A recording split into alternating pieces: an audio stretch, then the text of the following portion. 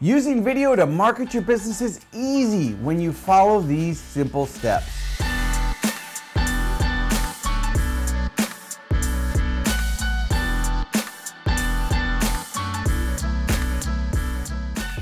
Welcome to Fordify, where we help you fortify your business. Now, each week we pick a random topic chosen by the Fordify button. So let's see what this week's episode is going to be about. How to create compelling videos to market your business.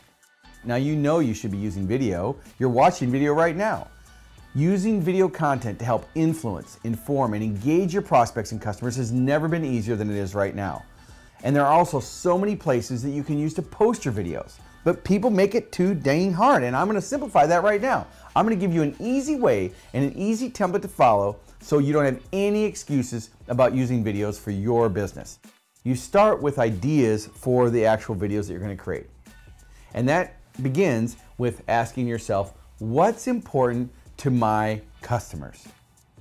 And a good way to do that is just to make a list of the top 10 questions that you get asked most frequently. Then you can expand that list to look at the problems and concerns of your particular target market clients or customers. So look at the problems that they have related to those topics and the solutions, and you'll have no shortage of ideas. Now, another great way to get ideas for video topics are to use YouTube Suggest and Google Suggest. You've seen this before, right? When you open up a web browser and you start to type in words into the search bar, how it auto-completes and gives you different topics. Those other suggestions are telling you that those are hot, popular topics that are getting searched. So you can do that type of thing on YouTube, and you can also use Google. So they're different, but that's going to give you other ways to look at what content you want to produce. Okay, now you have a whole list of ideas. Now what do? Well, this is moving on to part 2. Once you have the topic that you want for your video, I want you to follow this simple formula to help make compelling videos that are going to get watched and get shared, because that's the outcome. You want them to watch and you want them to share. So grab a pen and a notepad and follow along with me as I give you the storyboard scenes to making successful videos. Scene number 1 is the problem, question, or intriguing teaser statement. So it's what can you start your video with that's gonna grab them, right? You don't wanna start your video with, "Hi, I'm Ford Saeks, and today we're gonna talk." Don't do that. And don't start with your logo first. Start with an intriguing teaser question so that when they first click play on that video, it grabs them.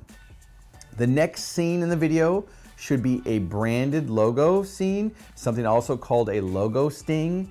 And you can get one of those logo stings at a place called Fiverr.com. It's a website, and you can upload your logo and pick the one you want, and they'll give you a little animated clip that you can insert in your video. Now, for those of you that might, oh, that's too complicated, fine, skip the logo sting, but start with the intriguing question. Scene number 3 is your credibility statement. It's a short introduction. So an example of that would be something like, "Hi, I'm Ford Saeks, the business growth innovator, and I've been helping franchise organizations drive local traffic for over 18 years. So again, I gave my name, I gave a title, and I gave a benefit. I've been doing this for this audience for this much time. So you could give your name and some credibility statement. Then you want to move into the actual content of the video. That's scene 4. And just think, that's just answering the question for what you had on the teaser question on scene 1. It's your actual solution or tip. Try to keep it under 3 to 5 minutes is probably more appropriate. Shorter videos that get watched all the way through are going to get higher rankings, but sometimes you just have to make a longer video. And if it needs to be longer, make it longer. All right, so the next scene is your specific and measurable call to action. They listened to you, they saw your branding, they have your intro, they got your content, and now you need to tell them what to do. A specific call to action with some specific engagement. Examples might be to watch another video, go to your website, download an article, might be to share this with their friends. Whatever the premise of the video is, make the specific and measurable call to action relevant. Now, some of the other things you can do at the end of a video, these are some bonuses, is you can add some teasers. Maybe you're teasing them. Next week, we're gonna cover on how to drive local traffic with Facebook, or whatever the teaser would be for your particular business. And sometimes you might put bloopers at the end, like what's coming at the end of all my Fordify episodes. So there's your formula: problem, question, logo sting, short introduction, content, and specific and measurable call to action. Now on to part 3, you have to publish, post, and repurpose them. So first thing you have to do is you have to publish them somewhere. Well, I'm going to recommend that you publish them on YouTube.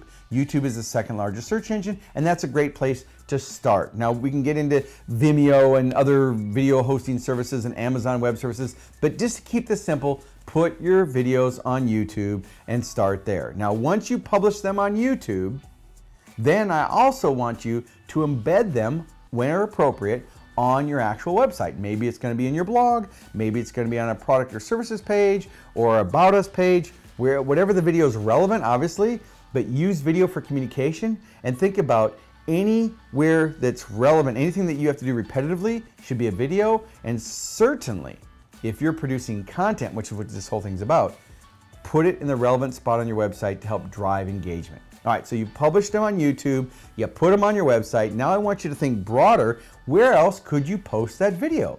Well, of course, Facebook. Now that means taking the video file and posting it directly onto Facebook. We're not talking about sharing a link. We're talking about taking that video file, publishing it to Facebook, publishing it to Twitter, publishing to Snapchat, Instagram, and you can even now put video directly on LinkedIn. Yes, LinkedIn now is catching up finally, and you can now put video directly on LinkedIn too. So here's your action step for this week's episode. Produce a video within the next 48 hours. Pick your topic, use the template, and get it done. And then when you're done, go to the comments and put a link in the comments so I can go view some of the videos that you create. Well, that's it for this week's episode of Fordify. Tell me again in the comments below what your favorite place is to watch video. Do you like it on YouTube, Facebook, Instagram, LinkedIn? Because you need to publish your videos where your target market hangs out. Now, of course, I want you to share this video with anyone you know who has a business that needs to use video marketing, which is any business, right? And if you like what you see, subscribe to be notified of upcoming episodes. Thanks for watching. I'll see you next time on Fordify, where we help you fortify your business. I'm gonna try it one time. If we don't get it, we're done. The camera, just so you know, looks like it's like this. I don't think it's even doing anything. I'm done. I just don't even.